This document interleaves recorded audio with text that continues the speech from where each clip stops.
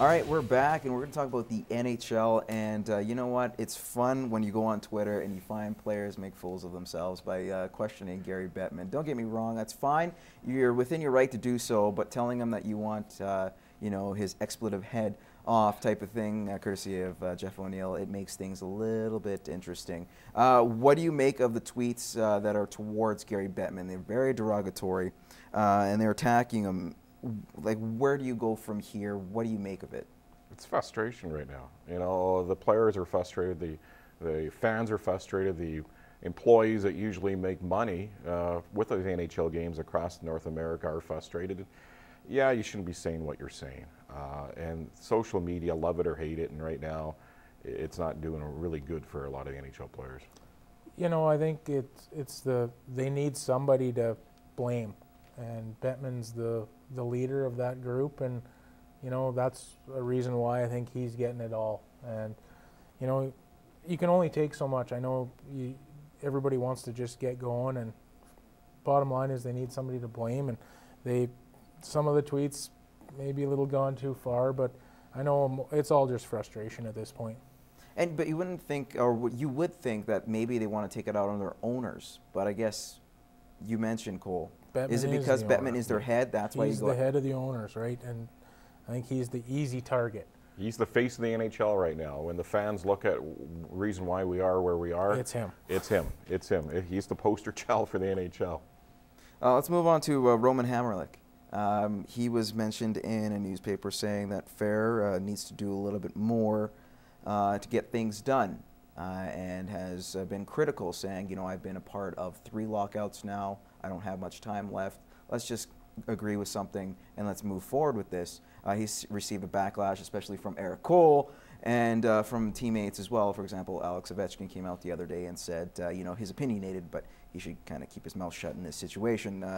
Do you agree with what Hamrlik said, and do you feel that maybe what he's gone through in terms of the criticism is a little undeserved? I believe he has the right to say it. He's been in the NHL for, what, 20 years now? You said it's his 3rd lockout he's gone through. He's got 1 or 2 years left. He just wants to make the most out of what he can and his career. Like, he's got 1 year, maybe 2, in my opinion, left. And if you lose this one, what does that leave? Is he one of those guys that we never see in the NHL again? So I think he just wants to get playing and finish out his career. Yeah, he has right now his NHL career is in jeopardy. They don't play this season. He may not be around next year. I think more than anything, what they're fighting for right now, at least the players are, is in support of about 10% of the players. The other 90%, the guys that are not making those 10-year, $15 million contracts, are the players that are struggling through this. Roman Hamrlik is one. He's not a top-end player. He's he's not I want to say a marginal player, but he's a grinder. He's a player that's been around the game long enough that you got to give him some credit, and you got to respect the fact that he's voicing his opinion. Are we starting to see some cracks within the NHLPA now, and Donald Fair? I don't know if you're seeing cracks, but there's 750 players. You're never going to get them all to agree on exactly the same things. I think for the most part they have that strong group that's kind of leading it, and I think if the further this goes, the more guys you're going to see maybe break away a little bit from it, but I don't know. I can't see it falling apart or anything like that. And it's got to be tough on these players because they're going through this right now. They're playing wherever they're playing, and they'll have a camera in their face. They'll have a mic in their face, and sometimes they're not saying exactly the things that you want them to say or they should be saying, and they're giving good quotes, and it makes good media. All right, let's move on to mediations. Of course, now there's a rumor of another drop-dead date sometime next week. In the meantime, U.S. federal mediators are getting involved in the NHL Player Association talks. Is this the last-ditch effort that we're going to see from both sides trying to at least salvage a season? Well, you've seen it. I think the last lockout they brought in mediation as well. And, you know, it's a chance for another opinion kind of to be heard of what they think of the talks. It's not like me or you can go sit in and give our opinion of what they're talking about. So I think it's a chance for maybe the NHL to hear maybe some problems that the mediator feels with their proposal, and same with the NHLPA. So it might start something, but I don't have my fingers crossed. You know, December's just around the corner. We're still sitting here talking about no hockey. They need to have something happen.